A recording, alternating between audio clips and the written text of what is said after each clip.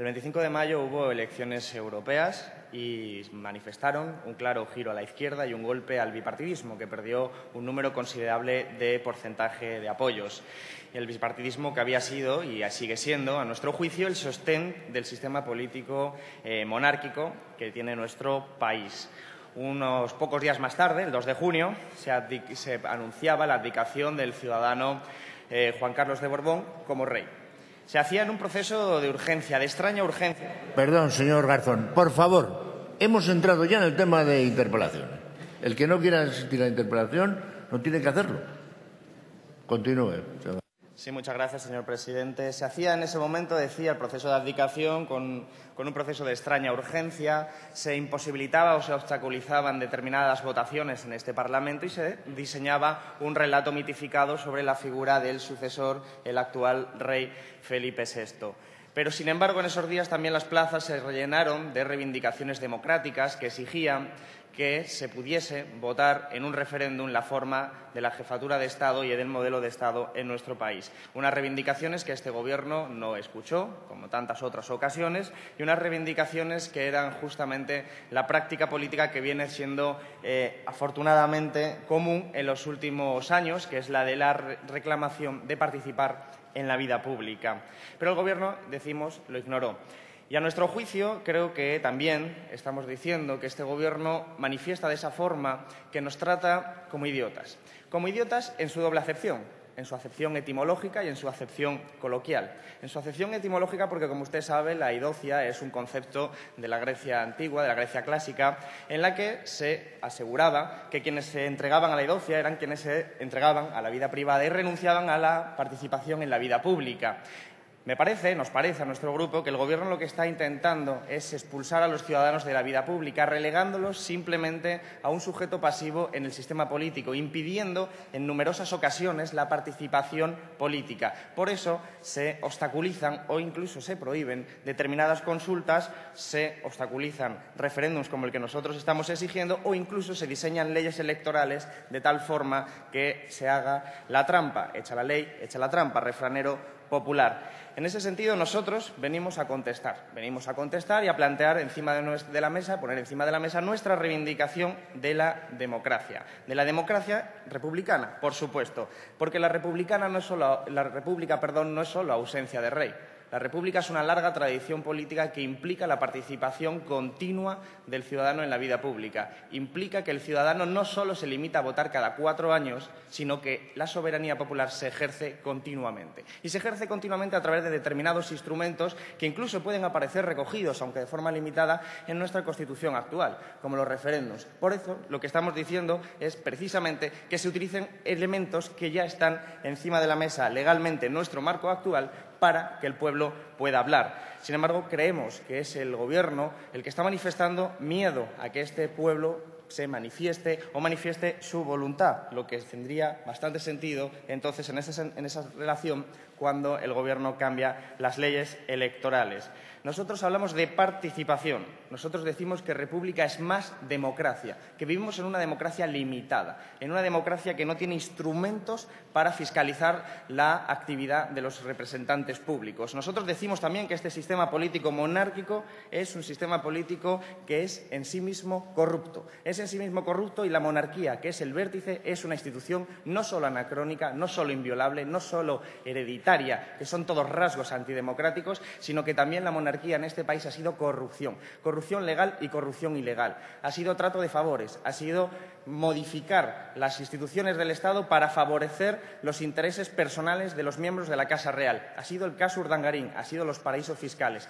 La monarquía en este país ha sido corrupción. Por eso, frente a ese sistema de la corrupción, del clientelismo, del caciquismo, de esas instituciones antidemocráticas, nosotros planteamos la República como más democracia, como la oportunidad de dotarnos de instituciones públicas para convertir al ciudadano en un ciudadano que pueda ejercer su soberanía popular. Nosotros queremos una república para un nuevo país, para un nuevo país de trabajadores. Naturalmente, un proceso constituyente, pero no entendido simplemente como un nuevo marco legal, como una nueva Constitución, sino como una transformación socioeconómica que deje atrás este sistema político de corrupción, pero también de desmantelamiento de las garantías positivas recogidas en nuestra Constitución actual. Garantías positivas que nos hablan del derecho al trabajo, del derecho a la vivienda, de determinados derechos que se obstaculizan continuamente por los diferentes gobiernos de este país. De hecho, actualmente, si vamos a la calle y preguntamos, es más que probable que la gente solo crea que existe el artículo 135 modificado por el Partido Popular y el Partido Socialista hace unos años,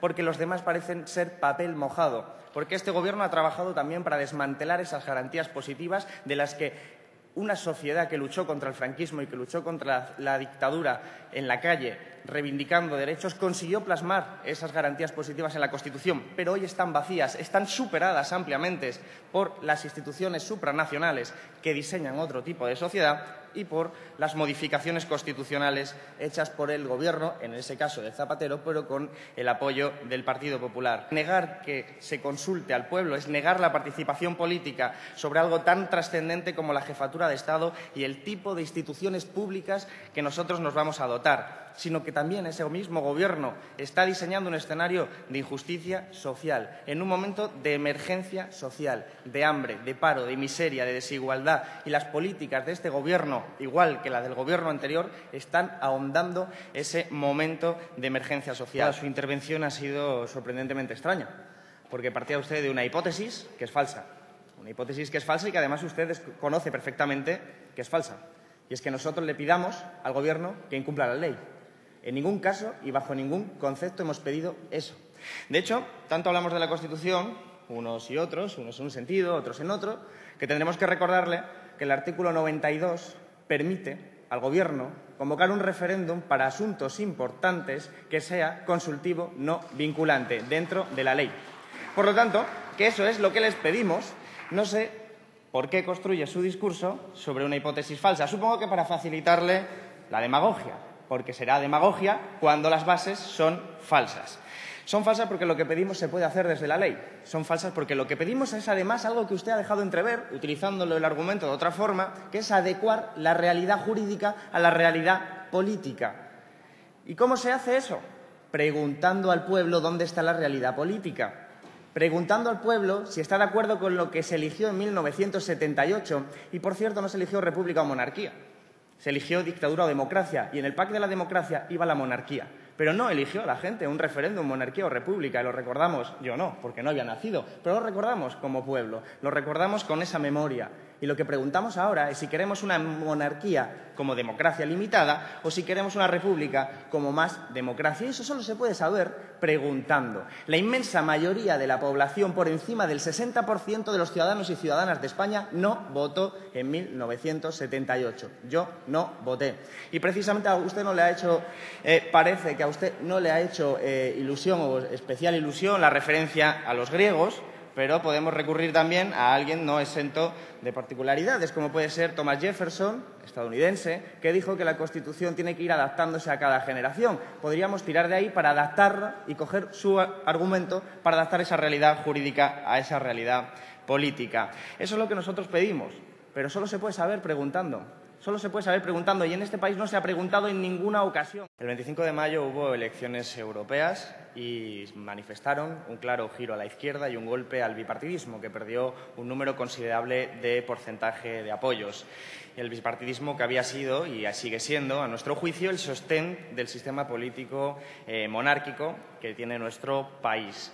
Unos pocos días más tarde, el 2 de junio, se anunciaba la abdicación del ciudadano Juan Carlos de Borbón como rey. Se hacía en un proceso de urgencia, de extraña urgencia. Perdón, señor Garzón, por favor, hemos entrado ya en el tema de interpelaciones. El que no quiera asistir a la interpelación no tiene que hacerlo. Continúe. Sí, muchas gracias, señor presidente. Se hacía en ese momento, decía, el proceso de abdicación con un proceso de extraña urgencia. Se imposibilitaba o se obstaculizaban determinadas votaciones en este Parlamento y se diseñaba un relato mitificado sobre la figura del sucesor, el actual rey Felipe VI. Pero, sin embargo, en esos días también las plazas se rellenaron de reivindicaciones democráticas que exigían que se pudiese votar en un referéndum la forma de la jefatura de Estado y del modelo de Estado en nuestro país. Unas reivindicaciones que este Gobierno no escuchó, como tantas otras ocasiones, y unas reivindicaciones que eran justamente la práctica política que viene siendo afortunadamente común en los últimos años, que es la de la reclamación de participar en la vida pública.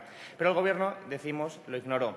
Y a nuestro juicio, creo que también estamos diciendo que este Gobierno manifiesta de esa forma que nos trata como idiotas en su doble acepción, en su acepción etimológica y en su acepción coloquial. En su acepción etimológica porque, como usted sabe, la idocia es un concepto de la Grecia antigua, de la Grecia clásica, en la que se aseguraba que quienes se entregaban a la idocia eran quienes se entregaban a la vida privada y renunciaban a la participación en la vida pública.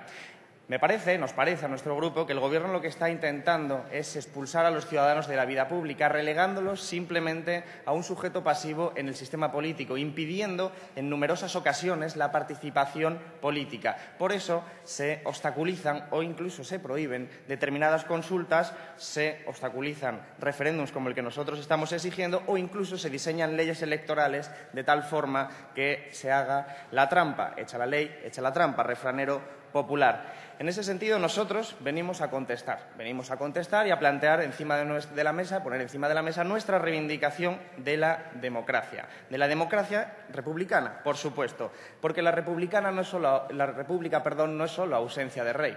La República es una larga tradición política que implica la participación continua del ciudadano en la vida pública. Implica que el ciudadano no solo se limita a votar cada 4 años, sino que la soberanía popular se ejerce continuamente. Y se ejerce continuamente a través de determinados instrumentos que incluso pueden aparecer recogidos, aunque de forma limitada, en nuestra Constitución actual, como los referéndums. Por eso, lo que estamos diciendo es precisamente que se utilicen elementos que ya están encima de la mesa legalmente en nuestro marco actual para que el pueblo pueda hablar. Sin embargo, creemos que es el Gobierno el que está manifestando miedo a que este pueblo se manifieste o manifieste su voluntad, lo que tendría bastante sentido entonces en esa relación cuando el Gobierno cambia las leyes electorales.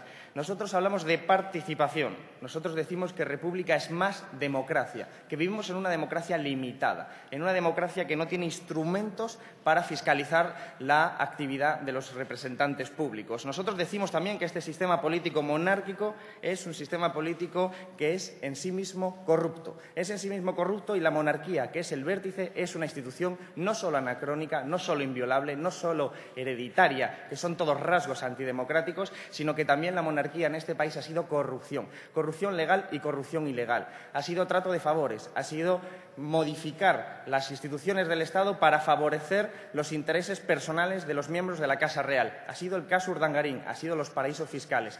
La monarquía en este país ha sido corrupción. Por eso, frente a ese sistema de la corrupción, del clientelismo, del caciquismo, de esas instituciones antidemocráticas, nosotros planteamos la República como más democracia, como la oportunidad de dotarnos de instituciones públicas para convertir al ciudadano en un ciudadano que pueda ejercer su soberanía popular. Nosotros queremos una república para un nuevo país de trabajadores. Naturalmente, un proceso constituyente, pero no entendido simplemente como un nuevo marco legal, como una nueva Constitución, sino como una transformación socioeconómica que deje atrás este sistema político de corrupción, pero también de desmantelamiento de las garantías positivas recogidas en nuestra Constitución actual. Garantías positivas que nos hablan del derecho al trabajo, del derecho a la vivienda, de determinados derechos que se obstaculizan continuamente por los diferentes gobiernos de este país. De hecho, actualmente, si vamos a la calle y preguntamos, es más que probable que la gente solo crea que existe el artículo 135 modificado por el Partido Popular y el Partido Socialista hace unos años, porque los demás parecen ser papel mojado, porque este Gobierno ha trabajado también para desmantelar esas garantías positivas de las que